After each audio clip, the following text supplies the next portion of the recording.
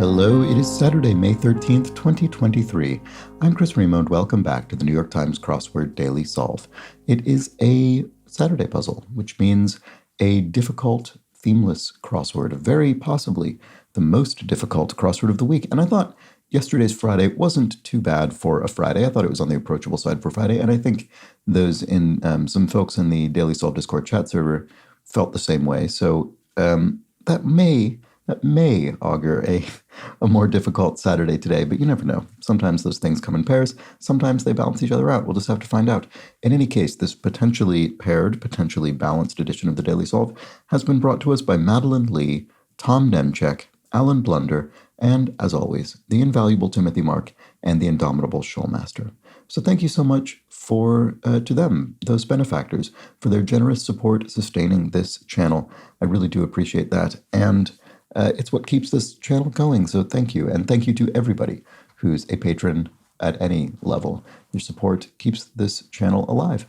And if you'd like to help keep this channel alive by your Patreon contributions, you can head over to patreon.com/dailysolve or click the link in the description field, and there you can get access to all of the bonus videos that have gone up on the channel to date, as well as the new ones that go up each week. This week so far, that includes yesterday's mini puzzle speed solve, and I had pretty good times yesterday. Last week and this week were good. They were good mini solving times after, I think, several weeks of less than impressive performance. So it feels nice to be doing all right again on that. And then also this month's monthly New York Times bonus puzzle has been posted as well. So enjoy that. All right. And then, of course, as a benefactor, you can also get the Daily Solve Let's Check the Crosses mug. All right. What else? Do subscribe to the channel on YouTube if you've not gotten around to that. That's a big help. Thank you to everybody who's done so. And you can join the aforementioned Daily Solve Discord chat server, nice friendly chat community, which is linked in the description field as well. All right, let's get on to today's crossword. This is a debut construction by Spencer Leach, his first crossword for the New York Times, and it was edited, as always, by Will Shortz. There will, of course, be no theme, so let's just start solving and see what's in store. Fingertips only rock climbing grip. Oh, I don't know. I don't know that. Warning accompanying a link. Could be not safe for work, maybe. That could be something accompanying a web link, maybe. I don't know. Let's check the crosses. Electric shades. Oh, neons, as in shades of color. Right, okay. So match up to sync, maybe. You synchronize, you match up with somebody. And priceless, well, okay. It's not priceless in the sense of incredibly valuable. It's quite the opposite, as we can glean from the question mark here, indicating punnery or wordplay. What if we interpreted priceless not in the idiomatic manner, but literally imagining it has no price because it's free? And then finally, middle column on a calendar is Wednesday, the middle of the week on a calendar that, cycles weekly. All right, there we go. So Orphan of British Literature is Eyre. There we go, Jane Eyre. And like the Count of Monte Cristo, abandoned? No. It's not really true that he was abandoned. He was imprisoned. Does that fit? Yes, it does. Okay. Only to eventually take his revenge. All right, bits of intel. And bits, well, it's the intel is actually the important bit, that and the question mark there. So we're talking about Intel, the corporation, not Intel meaning military intelligence or clandestine intelligence, that kind of thing. So maybe chips, because Intel produces microchips. So maybe those are the bits. Yeah, still not sure about this rock climbing grip. I probably won't be sure for a while. Blank can be dissected as a frog can, but the thing dies in the process. E.B. White. E.B. White wrote Charlotte's Web, I think, right? Humor, I think, can be dissected as a frog can, but the thing dies in the process. Famously, explaining it destroys it. Okay, seconds, e.g. More, I guess more food. Seconds during a meal would be more. Well, this looks like climb, but that's obviously not the answer. What about this? Bit of tea to Brits. Bit of tea to Brits. When you see something like to Brits, that could that could mean either something that is common to British people, something specific to Britain, or it could be a generalized concept in the English language that isn't specific to Britain, but is spelled in a different way, spelled in a British manner, not in the American manner. And when I see these crosses, it makes me think it's going to be something the latter, where it's not a phrase that's specific to Britain or British culture, but rather is spelled in the British manner with something, for instance, like O-U-R at the end. It just looks like that because it looks like it could be humor. Maybe my mind is in that space because humor is spelled here in the American manner. Oh, but it could be a rumor in the sense of saying spill the tea, which is actually a very new, and I assume derived from, I would guess maybe the U.S. South. Spill the tea, sort of share the gossip. And we are spelling it here in the British manner, O-U-R. Okay, I think that actually might be correct. So I sort of backed my way into that, but I think it worked out. And this looks like maybe crimp? Cramp? Cramp sounds too painful to be the answer. Gets at. Implies. Yes, okay, maybe it is crimp. Events people might come out to celebrate. Pride parades, you could come out in the sense of kind of revealing your sexuality that you have kept secret. And you might do that during a pride parade, perhaps, a gay pride parade. Okay, do some spinning at a club. A pole dance. And then important figures on high school transcripts are... I'm not sure. Baddies on TNT's Falling Skies for short. Baddies. I mean, I've never heard of this, but it must be ETs, extraterrestrials. And then I don't know what the important figures are. Oh, SAT scores. Oh, are those on... I didn't know those were listed on high school transcripts. Okay, I guess they are. Or maybe can be. Gains grains. Gains grains. What is this? Oh, gains grains. I see. It's you're gaining grains by reaping the crops that you sowed in the past. There we go. Okay. And Tinder, e.g., that's an app. That's a mobile app. And four-dimensional mathematical model of the universe is a space something. Space what? Four-dimensional. I don't know. That's interesting, though. CPR performers could be EMTs, emergency medical technicians who try to resuscitate someone who's injured. It may be entered when checking out.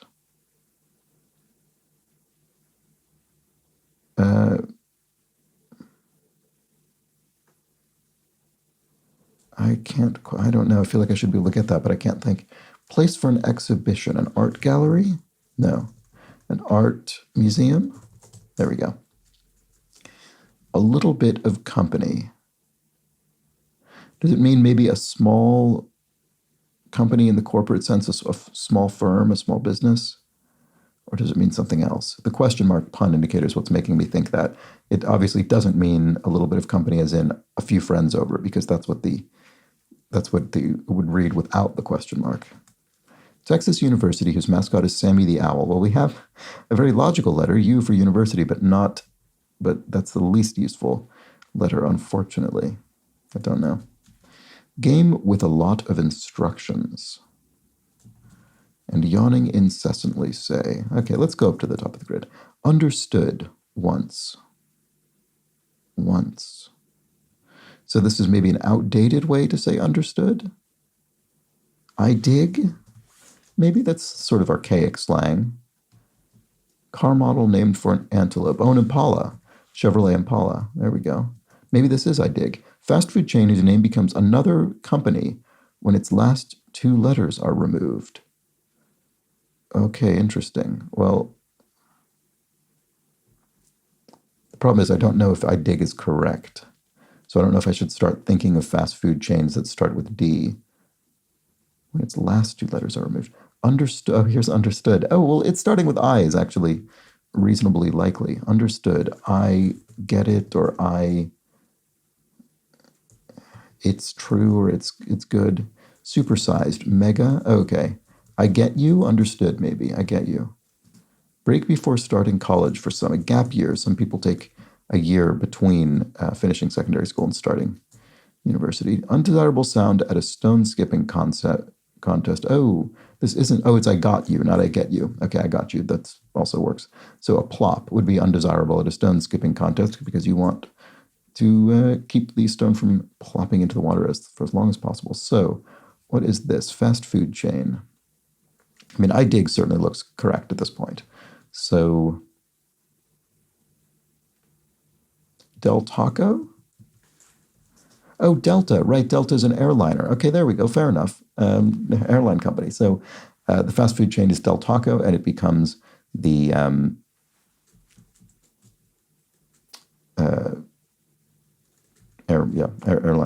Why can I not think? What is the name for that kind of company? Why can I not think of it?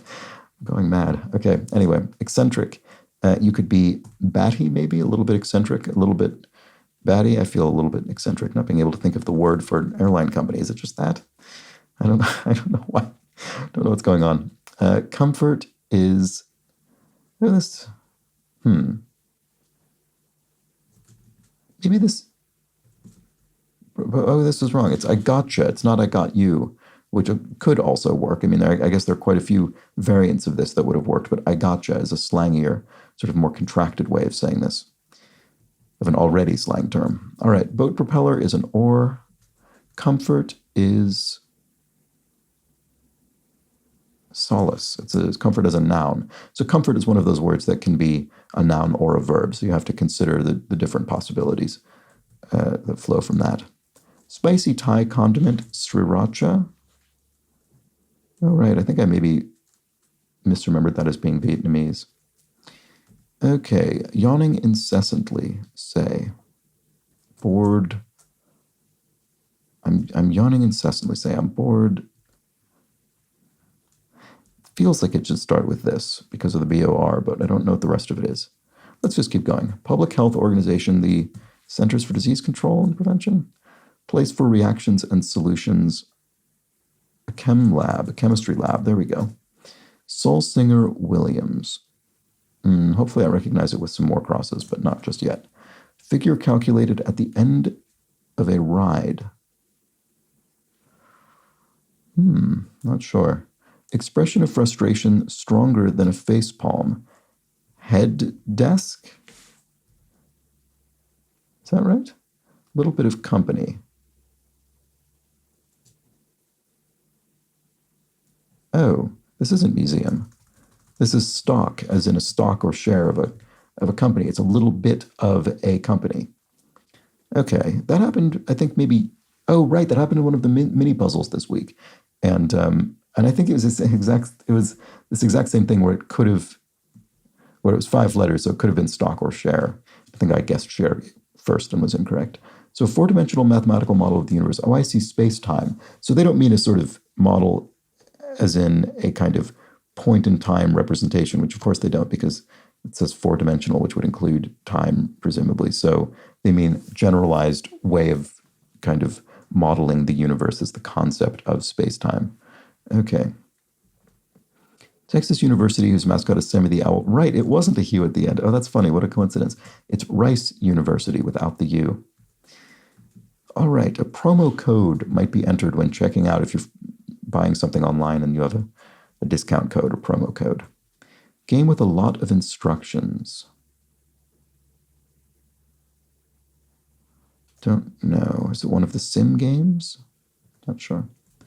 Oh, jellied fish in a traditional English dish. Sorry, I just happened to, my eye glanced over that, and it's eel. Jellied eel is a traditional English dish. All right. Yawning incessantly, say. Bored, stiff or something. What is this? Place for an exhibition. Art center? Is that a phrase? Art center. Oh, bored to death, maybe, yawning incessantly. Oh, Simon Says. It has a lot of instructions because the game basically consists of following instructions. There we go. All right. Things getting stepped on are soles of one's shoes. Meets up with again. Why do I not know what that is? That's infuriating. It might be 70 feet long. I don't know. Probably plenty of things. Smidge could be just a tad, just a smidge. And like some TV shows and athletes' joints are tired. That's probably not what we're looking for, but it would make sense. But what are some TV shows? Who controls the leftmost set of buttons on an arcade cabinet? Probably player one. Is it player one or player two? Probably leftmost would probably be player one. If it's going from sort of left to right reading order, I don't know. Meets up with again. It might be 70 feet long. Okay, I'm not seeing any of these. Titular girl in a 2020 Taylor Swift tune. Boy, I could have sworn we had a 2020 Taylor Swift song in the crossword within the last week, but I don't know. That's going to help me. Speak while kneeling, say. Maybe you're praying while kneeling. To leave someone in the dust is to lap them or to changed the locks. You dyed your hair. You changed the color of your locks of hair. And a flower shower, or it could be flower shower, or it could be flower shower or flower shower. The word that looks like flower but would in context be flower is sometimes used in British cryptic crosswords, and river itself can also be further abbreviated to simply R, or it could be referring to the name of a river. But I don't think that's what this is probably referring to.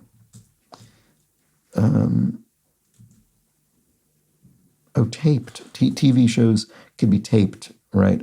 I see. I suppose this means they could be taped by a viewer to watch later, I guess these days in a digital format, or they could be recorded on videotape, digital videotape maybe again these days.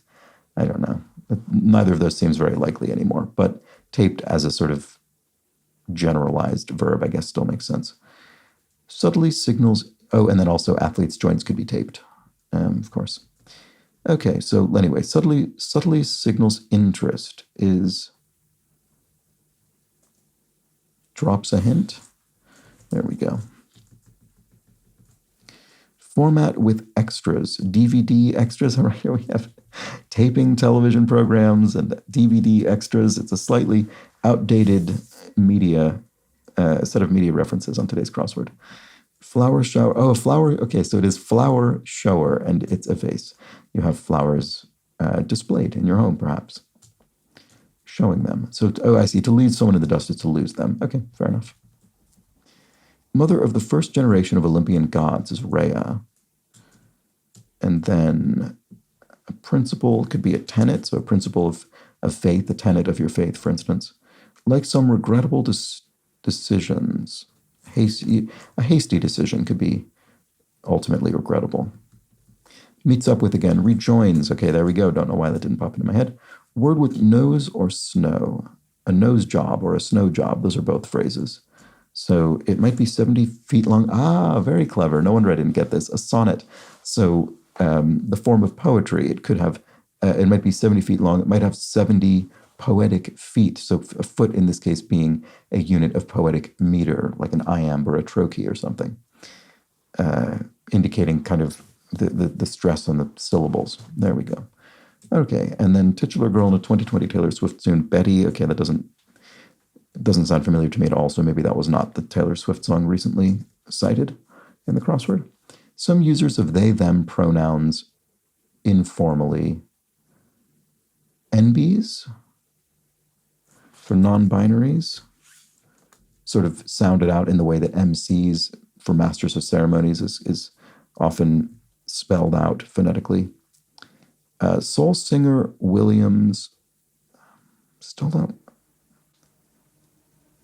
I'm still not sure how that's frustrating. Figure calculated at the end of a ride. Cab fare. There we go. Okay. And irks is miffs. You irk somebody, you miff them. Frustrated. Stand out to stand out is to differ. So, and then from, we haven't seen this very often recently. So I should call attention to it. When a word is in parentheses like this, what that means is we'll apply this parenthetical word both not only to the clue, but also to the answer. So the answer is sort of, it's almost as if it's differ from to compare it to stand out from, as opposed to just saying stand out and differ, which would, I think, also be valid. The from is just there as a bit of extra help to make the match a little bit tighter, a little bit more synonymous.